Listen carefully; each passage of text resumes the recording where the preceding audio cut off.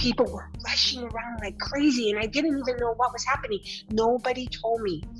And they kept saying, you have to sign all these papers. They were trying to take off my clothes. And I'm like, excuse me. I said, I don't know what's happening. And finally, the neurosurgeon came in and he said, Christine, you have a subdural hematoma and the blood has accumulated. We need to go in and release the blood. Once we release the blood, your brain will bounce back. But if we don't do this right now, you will die in a few minutes. Welcome to Stories of Hope in Hard Times, the show that explores how people endure and even thrive in difficult times, all with God's help. I'm your host, Tamara K. Anderson. Join me on a journey to find inspiring stories of hope and wisdom learned in life's hardest moments. My guest today was born and raised in Hawaii. She went to Purdue University for pharmaceutical science degree and did a medical board certification in 2007 in anti-aging and functional medicine. For her, it is all about healing each other and making the world a happier and healthier place for all to live with peace, love, and good health. She has been a pharmacist for more than 35 years and is the mother of 3 wonderful children. I am pleased to present Christine Jacobson. Christine, are you ready to share your story of hope? Yes, thank you, Tamara. Thank you for having me. I am so excited. So, an interesting fact about you is that when you were little, you wanted to become a nun. Tell me about that. That is a crazy story, but when I look back at now, almost 60 years old, I feel like I've made that happen in my career. But when I was young, I wanted to be a voice of Heavenly Father, of our God, our maker. I wanted to be like him. I wanted to walk his path, and I wanted people to see him in me. I wanted to be able to give the love that he has unconditional to everyone. I wanted to have that to give to others here on earth as his messenger. So as a young girl, that was what I was growing up in, going to church every weekend. And I just love him. I've known him all my life. And so I felt like that was my path. However, my father had already planned to be a priest when he was younger, and he had gone into the seminary.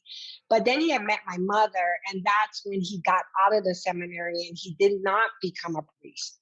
So he, at the age of 14, he discouraged me from going into being a nun. And so at that point, I had to think of something else to do. And I just thought of science instead. And you ended up becoming a pharmacist, but you've gotten additional degrees in addition to that. And you've been able to bless and help people through your work as a pharmacist, right? Yes. And like I said, Tamara, I'm almost 60 years old, and yet I feel like I've changed my career as being a pharmacist to emulate exactly what I wanted to be as a young woman and be a nun, except I don't have to wear the habit. And of course, I have very many sins. I could never be as pure as a nun, unfortunately. However, it's like I still want my life to be a message of him. I want my life to be his voice so other people can see him in me when they meet me every day. And that's still my goal. And the beauty about being a pharmacist was I got to open my own pharmacy, and I got to make my world to be a message of God, where when you work in a lot of retail settings, you're not allowed to speak religion or politics or anything. And it becomes very hard because we could still act our feelings and act of the message and still be messengers. However, you can't always speak it because of what you're limited to in society. Right. But in my world that I have built, I can speak his name every minute. I can speak it to the people who come for care to me, because part of healing is him. It's not Yes. about just medications and drugs. It's not about that. It's about healing and realizing the love he has for us is unconditional and that he's always here. And I think that, like you say, people with hard times, when they come to the pharmacy, they're certainly not healthy. They Mhm. want help. They want something. So yes, they come for medications, but it's not about that. Mm. They may be lonely, they may be sad. That's what's leading to insomnia. That might be leading to other problems. And yet they don't understand the love that is surrounding them because they unfortunately cannot feel it at that very moment. And Mm. that's when they come into our world, into my room, into my building, that I hope I can convey that message to them, that there is something else besides drugs, besides medication. There is the love of Him that gives us faith that we have hope and love in our lives, no matter what.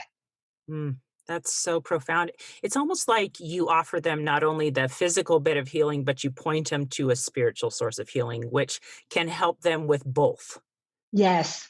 And that can be tricky Yes. because not, you know, people are not always open to that. People Correct. don't always understand that. But I can usually tactfully try to put that in there so they understand where I'm coming from.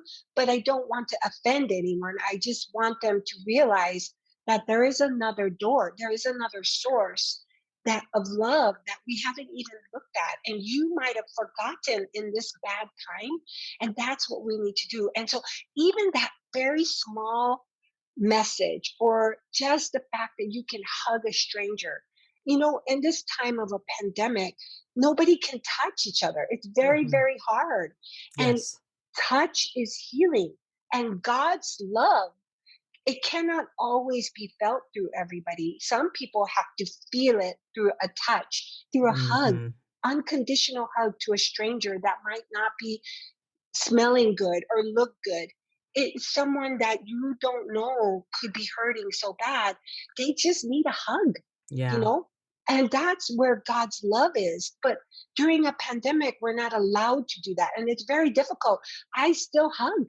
I still do. I try to tell them clinically that there are all these studies, and if you look away and you don't look at each other, you come in quick, you can still hug and it will be safe.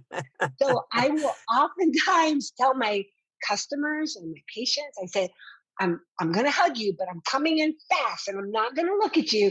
And then I can hug them really tight. And I said, don't look at me, we're just gonna hug.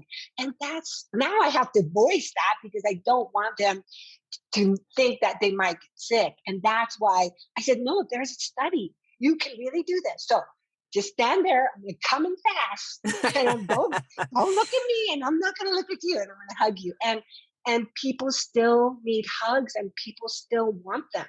Yes. There is a healing power that comes through physical touch, and it's Yes. neat that you've been able to combine both science and the spirituality behind that we need that to connect with each other, and that's how God often expresses his love to us is through other Yes. people. Yes. Yes. Absolutely. Oh, that's awesome. So let me ask you this. Your life has not always been so easy. In fact, several Mm. years ago, you had an incident which led you to like 6 surgeries, and it was very complicated. Why don't you talk me through your story and tell us how you were able to maintain your faith and hope during a really hard time of your life? Well, it happened on January 21st of 2013. I was skiing with friends on a nearby ski hill. I was skiing with their children, the younger kids. We were skiing on a green run. I had a helmet on. I've skied for about 10 years, not a really great skier, but I still love the outdoors. It brings me so much closer to God, and it is very majestic and it's beautiful outside.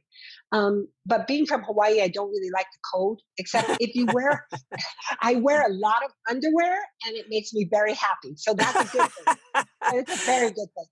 And on that day when I was skiing, apparently someone came quickly past me and I fell. Well, I oftentimes fell, but I got up, I got my skis, and I skied down the hill. When I got down to the bottom of the hill, I was getting on a gondola to get onto another run. And at that time, I was very dizzy.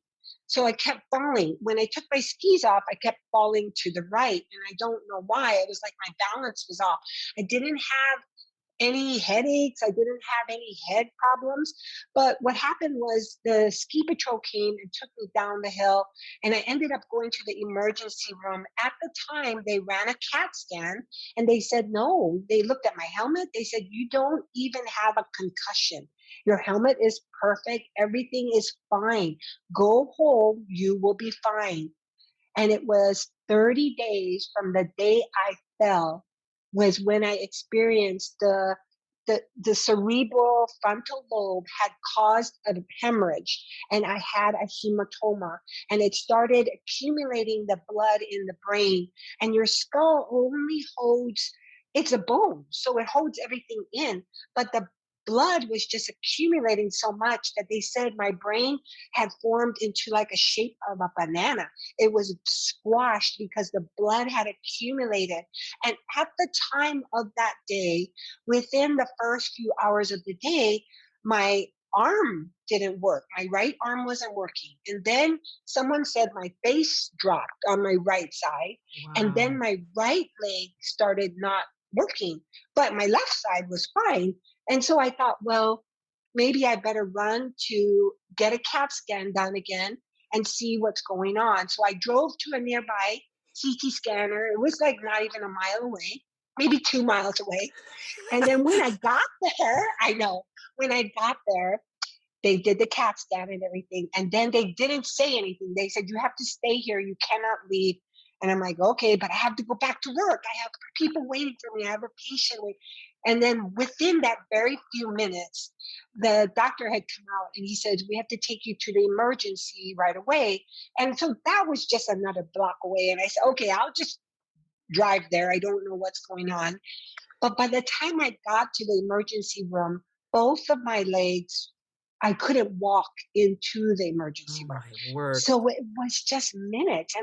And I wasn't aware because I had no pain. I just was not aware of what was happening because I never look at myself in the mirror.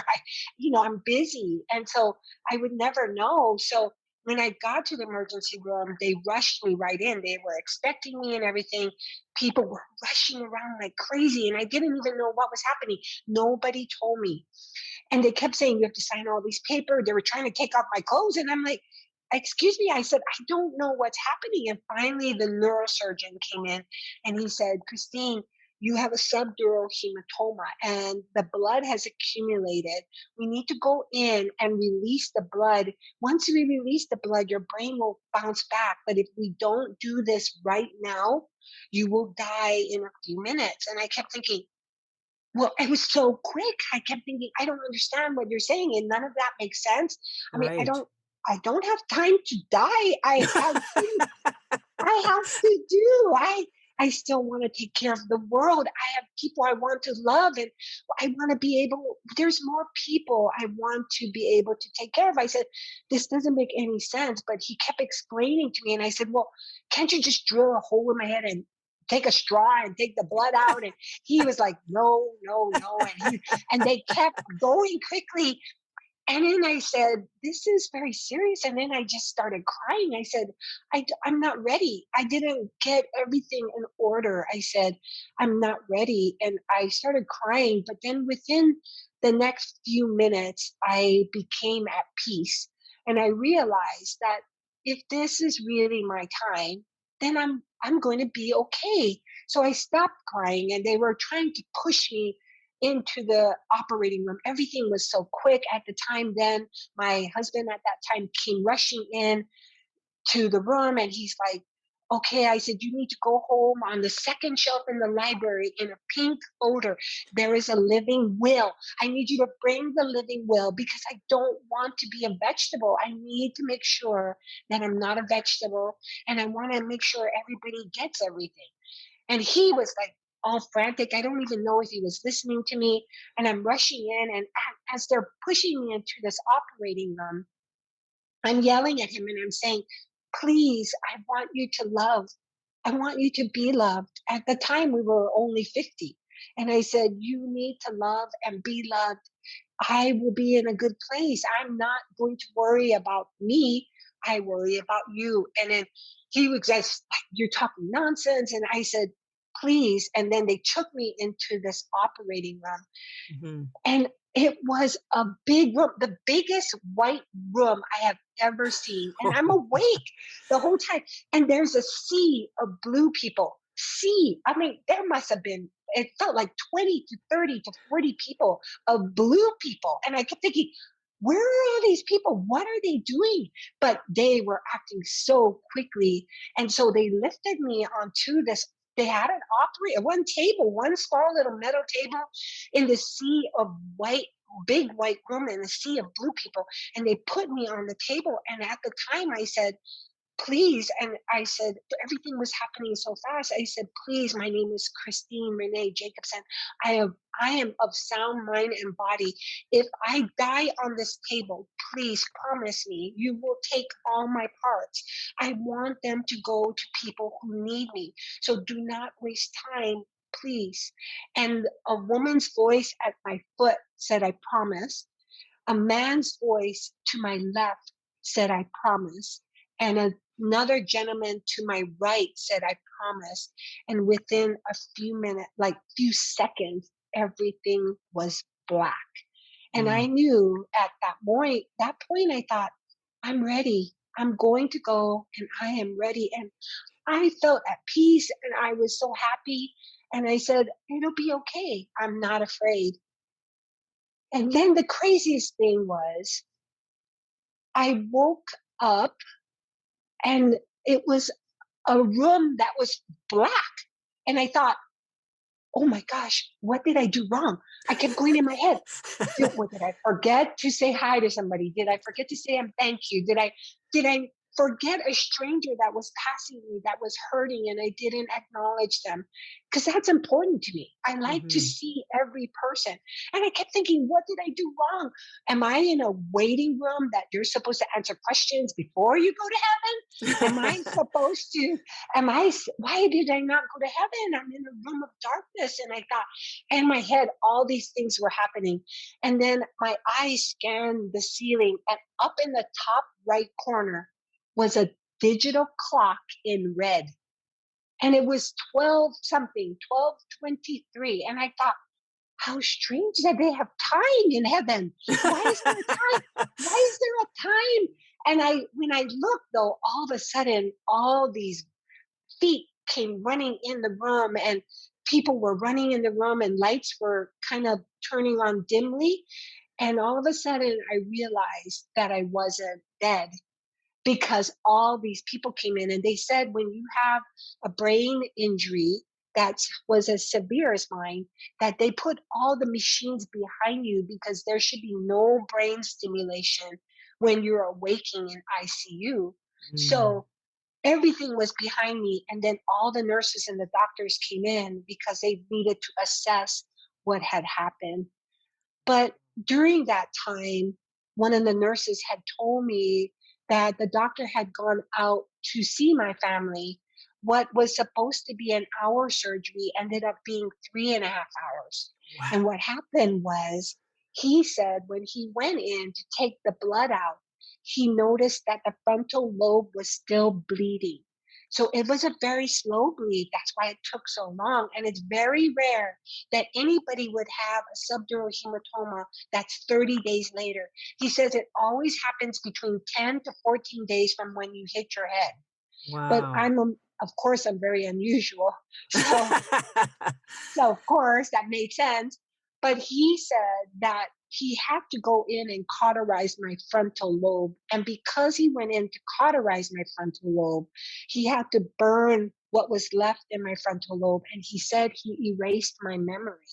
Mm. So at the time, he had told my family And they were really upset because what was supposed to be an hour surgery was 3.5 hours. Now they had all gathered out in the waiting rooms, friends and family, and just waiting to hear. And when the surgeon had come out, he said he brought the family into a private room, which my children said was very traumatic because they didn't want to go into another room. They just wanted to hear that I was okay, but he couldn't say anything until he went into this other room with HIPAA. And in the Oh, room, that's when he told the family, she is alive. However, I had cauterized her frontal lobe. So I erased her memory. She will not be a pharmacist and she will not remember who you are. And at the time, my children said that it was very traumatic for them and they yeah. were very, very heartbroken for that. When I was in the ICU room in the darkness, the nurse had whispered in my ear and she had told me that story. And she had said to me that there were so many people out there to see me. And would I like to see my family? And I said, yes, I would want to. They would only let my family come in. Mhm. But I said, there are other friends and stuff, and I would love to see them. My vision wasn't very good at the time, but I said, sure. So my family came in, and when my son came in, and I said, how was your calculus test? And he just started crying. And and the nurse kept saying, everybody is crying. And I said, why are they crying? And she said, because you were not supposed to remember who they were or what Mm. they did. And once again, that was a miracle. It was a Yeah. miracle from God. And I knew God was there with me the whole time. And that journey just started from that moment on. And from that surgery, subsequently, I had had a total of 9 brain 9. surgeries. Oh It was gosh. six after I had six 4 years later. That was what it was. I had during that first year. So what happened was when they removed my skull, they put it back together with these little screws and little plates. So Uh-huh. talk about a screw in your head. But so they put these little screws and everything. Well, apparently something got infected in my head, Right. and they don't know what it is. So they put me on lots of treatments, of IV treatments to try and stop the infection that was on the skull that was going to go into my brain. And they kept saying, if it goes into the brain, then you will die. So we need to kill off the staph infection so it doesn't go into your brain. So at that point, I had gone through a lot of IV treatments, and that had made me very, very sick and caused liver fail. My liver was failing and stuff. Oh gosh. But the antibiotics were just so strong. And it was something that they had to do to try and kill it, but they couldn't figure out why they had the infection. Well, eventually, after like 8 weeks, that the infection got so bad that the pus started coming out of my skull. Ugh. So they rushed me into surgery and they took the plate off because at that time they put in an artificial plate. They said my initial skull bone was so infected that they could not reuse the plate because it had just been a long period of time that the blood had accumulated. So um, they made up a prosthetic, and that's what's happened. They put a prosthetic piece in. And so when they put in that first prosthetic, so first they removed the skull, and that was the second surgery because of the infection, because of the screws. And then the third surgery was they called it a cranioplasty because they made me a skull out of a 3D image. It's amazing Wow. how they do that. Yeah. And it's a plastic plate, and so they put it back and they put new screws and everything on my skull. And it worked. For it kept me good for 4 years that the skull never got infected. Awesome. Um, until 4 years later, I had started having pain in my head, and I kept saying something is wrong with my head. And so I went back to my neurosurgeon, and he said, "Yes, there's actually something growing on." in the skull, underneath the skull plate. It's underneath the skull Oh, plate. Of course, it's always underneath. And of so course. I know it couldn't be on the outside where I could just scrub it. But I kept saying, well, why would that happen? And they said, well, what happens is your eyes are open from you have these tear ducts, and your nose is open and your mouth, and there is a passageway that goes to your brain. Of course, we know that. That's how Mhm. we breathe. But there is these openings. And so what happens if you get an eye infection, or if I get a sinus infection or a mouth infection, then it's a possibility that it would have gone to my brain. And I'm like, Wow. well, everybody can do that except I have a foreign piece in my brain. And Mhm. so that's what's happened. When I was going through all of my first surgeries and everything, it was such a beautiful time, Tamara. I Now that you're gonna have to explain that because most people wouldn't consider all these surgeries and these painful experiences beautiful. Oh my gosh, Tell me no. why it was beautiful. Oh my gosh. God was with me so much. I mean, I never felt so good in my whole life. I never felt so good.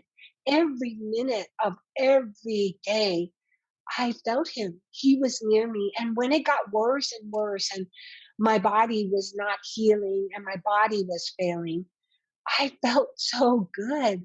I could feel his love. I knew that he was carrying me. He was carrying me the whole time. I had no fear. I had no pain. I felt nothing but happiness and goodness. Nothing. I When I look today and I don't have that suffering moment, I miss him. I miss Mm, him. But I know that he's near. And I think that was my biggest thing about having him so close to me. When I was healing and I was finally on my way, I knew he was, I felt him gone, but yet not gone because I knew he was near. But mm, during that time, it was a remarkable feeling of love and hope and faith. I don't even know if it's faith. People say I have such great faith, but I don't understand what that really means because all I know is how he loves me so much that mm. I can love everybody else when I'm very, very sick. And the crazy thing was, I had staples. I had like 40 hard staples, iron staples in my skull, and they had tubes coming out of my head. And like I said, I don't look at myself in the mirror. I'm very busy. So I want to hug everybody. I want to love. I want to welcome people. I had IVs coming out of my arm, and yet I went to work because I would carry an IV pole. And finally, they said, "You're scaring people with that IV." So they made me up this IV ball that I could put the medicine in the ball, and it infuses into a PICC line into my heart, and they let me carry it in my lab coat as a pharmacist. So Oh. nobody would know I would be doing an IV treatment that was going on all the time. But you could still see my injury. You could still see it. But it was not, it wasn't bad for me. It wasn't anything that was bad. It was painful because of the staples, but it wasn't anything that I couldn't handle because I knew he loved me, and he is so great that he carried me and loved me even more. When it was so bad, he loved me so much that my heart was so warm the whole time. I had so much love that I could give more love to people. And I wanted more people to see and feel me. And I would hug people, and people would just start crying. And I'm like, why are people crying? And my staff would say, well, you're scaring everybody. You look scary. And I said, I didn't realize that I looked scary. There was one incident where a little girl had come into the pharmacy, and I gave her a sucker. I try to give them suckers. I try to Uh-huh. say hello. And I went up to her and I bent down and gave her a sucker. And I will never, ever forget her face that was because people, adults, don't do that. They Uh-huh. just pretend that they don't see it. They pretend that it is not a bad thing. People are very good about, if you look crippled or deformed, that they don't express that. But children are the most innocent, honest people of God. They Mhm. are they speak God. They know God the most, and God speaks through them. And this one little girl, when I got down on my knee and I was trying to give her a sucker, I had never seen such a horrific face in my whole life. To this day, I still can see her face. And I was so scared. It frightened me that she was so afraid. I immediately backed up and I said, "I'm so sorry. I didn't realize." And she was just afraid. She ran and hid behind her mother. But I didn't realize how ugly that it looked Uh-huh. until that moment, because I didn't care. It was about God. It was Mhm. about his love. It was about him taking away everything that was painful or hurtful for me. I never showed any pain.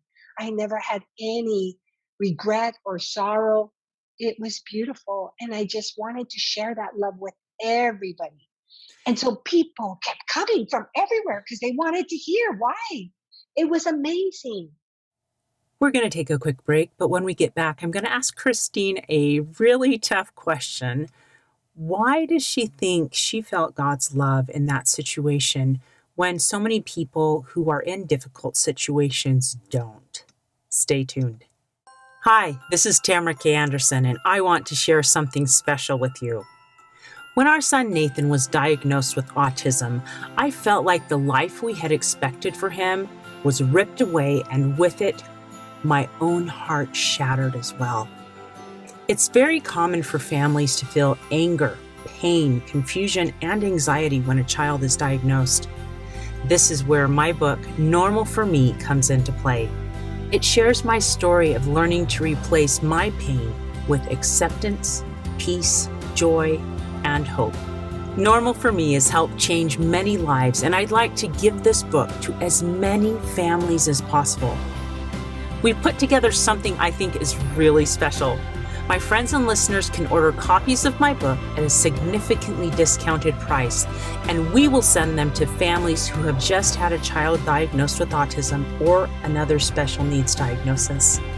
We will put your name inside the cover so they will know someone out there loves them and wants to help.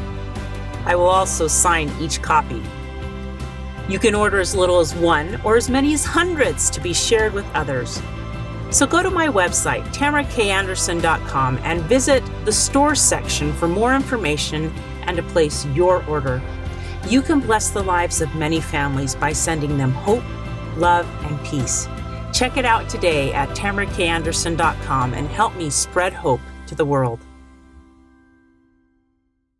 And we're back. I've been talking to Christine Jacobson about her experience having a subdural hematoma and how her skull had to be removed through several surgeries. And she was able to feel the love of God within her so very, very strongly.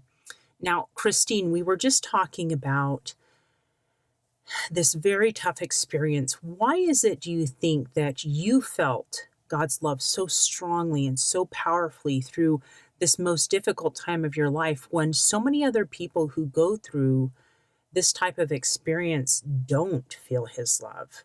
Were there things you did that helped you feel his love more strongly? What did that look like for you? I don't, that's a very, very good question. I think at the time after in 2013, somebody had asked me that question. And Mhm. and you're the second one that has asked me that, like, what is it, 8 years later? But, but I don't really know. I don't feel like I was chosen because I don't feel that way. I feel that God loves everybody.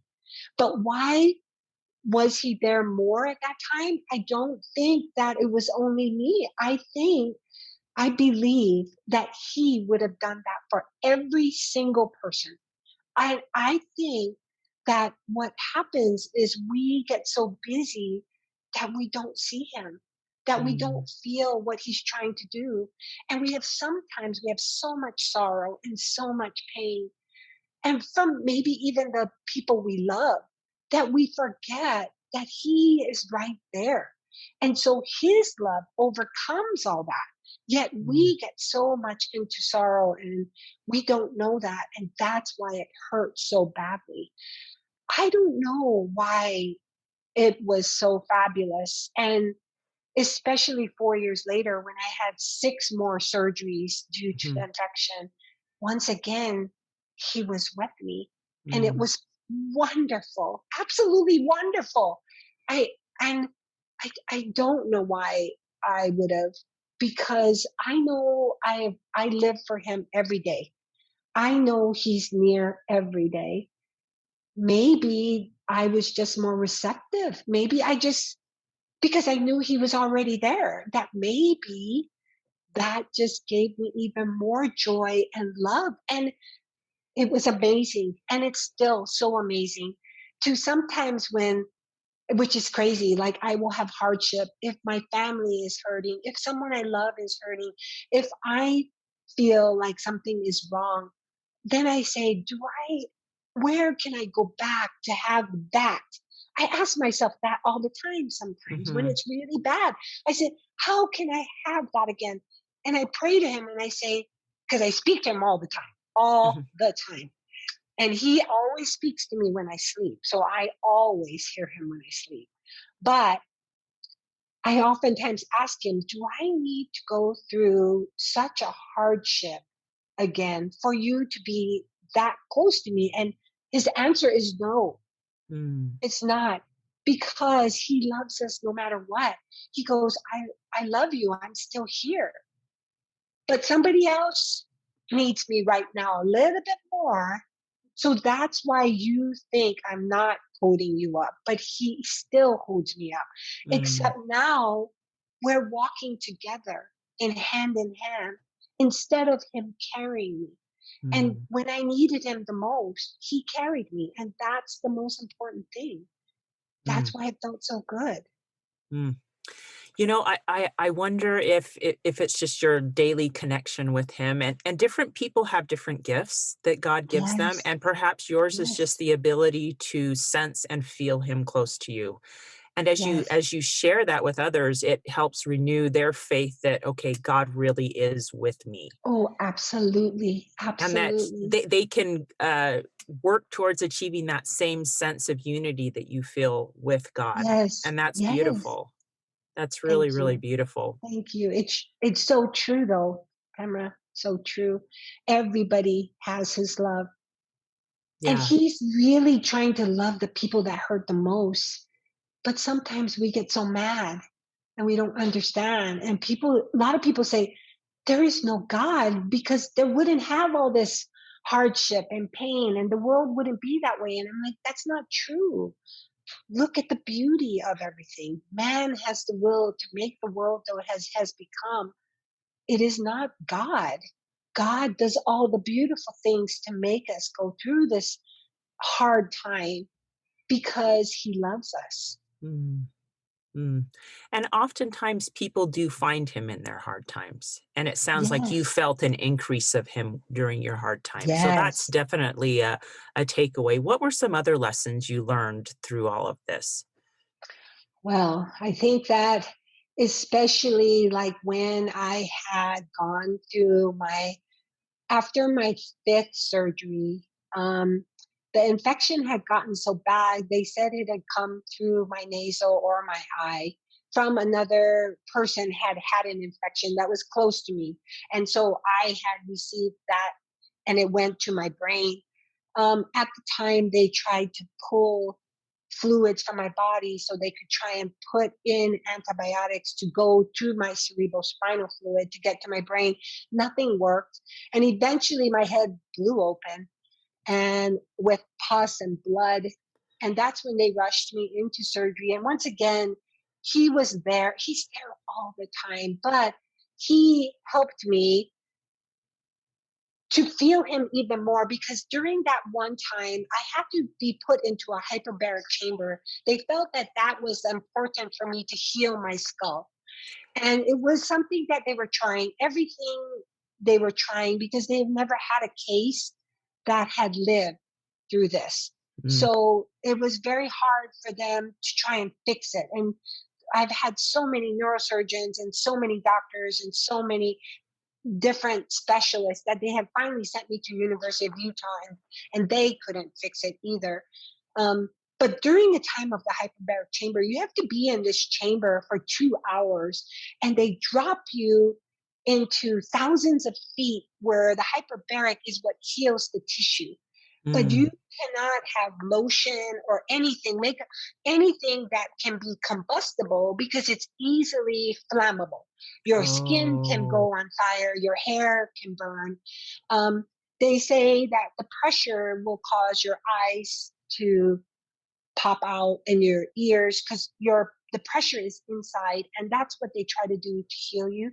So you have to lay there still for 2 hours, and there's nothing there. But the beautiful thing, because I did that for 9 weeks every morning. And once again, that was a gift, because during that time could rehearse every part of the Bible, every part, every verse that in my mind I knew about how God loves me. I spoke to him and I prayed, and I thought about all the people I meet every day, and I could pray for them. We need 2 hours every day to, to talk to him. Uh-huh. But we're so busy again. We don't. If we pray, we're lucky we get 5 minutes in. Yes. And that's not right. But the beautifulness of all of that was 2 hours every day for 6 weeks. I got to be with him. He Mm. was laying in there with me. Unfortunately, yes, it blew my ears out. The pain was really bad, so I lost the hearing in my right ear due to that. At the time, I had lost my left ear too after 9 weeks. And then I lost my vision also, because my eyes had popped out. But, they said it was the side effect of the treatment. And, my kids were angry. They're always angry, because why does this keep happening? Why does God's number one fan go through all this? That's what my son keeps saying. He goes, "What Mhm. kind of God will do this?" And I said, "No, it's not God. This is a miracle that I'm still alive. They Mhm. don't know how to fix me. Do you not see what's happening? I am here for you. I get to love you. I know you. I am still alive." And those are only two senses. It's my vision and my hearing. I have three other senses. I can still love you. I can touch you. I can smell you. And I told my son, "I'm your mother. If I want to, I can even taste you." And of course, he did not think that was funny. But but it was still a blessing. And from as the side effects had gone away, my left eye had come back and my left ear had come back. I've lost a lot of my vision from my right, and I've lost my hearing in my right ear. But nobody can tell. And Mhm. they want to put a hearing aid. And I said, "Why?" I mean, after 9 surgeries, the very last surgery, my children had said, "Enough is enough. We can't do this anymore." They kept shaving my head. I have so many scars that my hair doesn't grow, but they removed my skull now. And so it has been 2 years now that I have not had a skull, and I can feel my brain every day. Wow. And but in the 2 years that they have removed the prosthetics, I've had several prosthetics. And in the 2 years, I have never gotten sick. I Hmm. don't have any more infections. I don't, God says I don't need a skull. I, s- oh, my neurosurgeons come in all the time to see me, and they're like, "Maybe it's time to put a skull back in." And because they feel like my life will be shortened because my brain is exposed. So I have a soft spot. So if I hit any part of that, they say I will instantly die. And I said, "Okay, I'm fine with that." I I'm not, every surgery they kept rushing me in and they said it's an emergency. And they said, you're gonna die, you're gonna die. And I finally said, you gotta stop saying that because it's not really true anymore. Because I think I'm going to die and I'm all happy because I'm gonna go to heaven and I'm still alive. So I said, you gotta stop saying that because I don't think that that's true. And when I've been going, even that, especially like at University of Utah, when I was going through treatments with them and surgeries with them, they have a lot of students and they're all looking at my head and they're all up here and all talking like, how is it possible that she's still alive? How is it possible she can still be a pharmacist? This should not have done that. How is it not healing? How is blah, blah, blah, blah, blah. And I'm sitting there and I say, just so you know, I'm not totally deaf. I can hear everything you're saying. And they say, but this is not, it doesn't make any sense. And I finally look at the doctors and the surgeons and I tell them, this is not about you. Please, you have to remember this is bigger than all of us. We have no control of this. And I think you forget that the plan is not what you think it is. God is taking care of everything. And that's why that is the answer of all the questions you keep asking, is because He is here. And they look at each other like, what is she talking about? Except there was one surgeon, and he did say, yes, I'm glad you reminded me of him. Oh, Because they forget. yeah, The world forgets. yeah. But He is here all the time. So maybe that is your role, since you're still here, is to No? remind us all that God loves us, that He Yes. can help us through any struggle, and that we can feel His love Every day. Every every day. day. God loves Wonderful. you. Now, you have some amazing books that you have used through the years that have helped you Yes. to keep your positivity up. What are some of those books? Do you remember? So I did bring them. I brought a few. The one that I really used a lot, and I still do when it's hard, I always bring it out. It's called Jesus Calling. Okay. There it is by Um, Sarah Young. and then she makes several ones, but this is the one I love the most because every day she gives you a passage. And believe it or not, Tamara, the day you read it, it's always about you. It Mm, is always something that is about, but it helps to understand. It helps us to know why He loves us. It mm, helps so that we know what's really going on. And it's okay. Everything is fine because He tells me that it's fine. And sometimes we need people like Sarah to tell us that it's okay. We just keep forgetting. yeah. So help. This other very good one I love, and I never knew who wrote it. I kept reading it, but I think it's yeah, Billy Graham is the name yes, on the front. yeah, that's what you. I never knew that till you asked me, like, who wrote it. I'm like, I don't know, but it's really good because it's all about the little passages and stories that help me to realize. Because we can read the Bible, we can do Mhm, that. You can read the book. It's not necessarily what can capture everybody. These are people that live it and can tell the story from the mhm, Bible, from mhm. the book, and give you their interpretation. And it's true. It always comes, it's crazy, but it's S real. So that one is Again, Hope for Each Day by Billy Graham.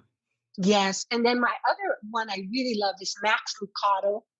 And it's a little bigger book. That's why I don't always carry it with me. And then my Bible is a bigger book. I do carry it when I really have to go somewhere and pray for other people. I have my little bag of, stash that I can run out and save the world. Um, and that's the time I will bring my books that I can read into their ears if they're unconscious or they're not really there, so that they can hear God's love. Mm, and you're still spreading it. You said that one of the verses in the Bible that you love the most was in Corinthians. Tell us that verse. Yes. Now, and I was kept thinking about all the ones. It's the one about love.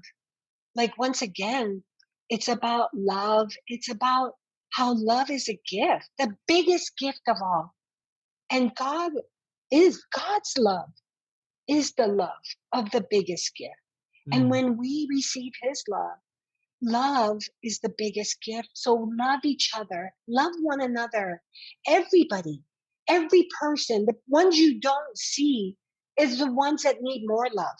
And that's what we need to do is love and be loved. mm, Accept the love and open your heart. So then you will feel just as good as he does for you every day. mm. So maybe that's really the trick with love is being willing to open yourself to God and to feel Exactly. it. Because Hmm. sometimes we get stuck being angry and bitter, and Yes. it's just a matter of our choice and choosing to say, "Okay, I'm gonna give you this anger. I'm gonna give you the bitterness, and I'm going to let I need to feel your love," and just invite it. Yes. Quick question. There are going to be people who hear your amazing story and they're going to say, I love Christine. I love her story. How Oh, can they connect with you? oh my gosh. My pharmacy is an open door. I have strangers walk in that want to hear my story. They just want a hug. That my home is open. Mm, So they're always welcome to come in, but they can always email me. They can always, I mean, people send letters. It's crazy, but you can always call the pharmacy. Unfortunately, I'm always here. But I built this so I can take care of every single person. And that's what I want to do. And part of it is sharing God's love with everything you do. mm. So, why don't you give us your pharmacy website so that they can connect with you? Oh, yes, absolutely. And so if you go to wasatchpharmacy.com and you hit the contact me, there's an email and it will come to me. Absolutely. Wonderful. And I'll put that link in the show notes. Christine, this has Thank been you, so Tamara. amazing. Thank you for sharing your story of love because that's Thank really what it you. is. It is a story of love. Thank And you. And God bless you, Tamara, for doing this for everybody. And God bless every single one of you because you have to remember that He really, really is here and He really, really loves you. hey, thanks so much for listening to today's show. If you like what you heard, subscribe so you can get your weekly dose of powerful stories of hope. I know there are many of you out there who are going through a hard time, and I hope you found useful things that you can apply to your own life in today's podcast. If you would like to access the show notes of today's show, please visit my website, storiesofhopepodcast.com. There you will find a summary of today's show, the transcript, and one of my favorite takeaways. If someone kept coming to mind during today's episode, perhaps that means that you should share this episode with them. Maybe there was a story shared, or a quote, or a scripture verse that they really, really need to hear. So go ahead and share this podcast. May God bless you, especially if you are struggling, with hope to carry on and with the strength to keep going when things get tough. Remember to walk with Christ, and He will help you bear the burden. And above all else, remember, God loves you.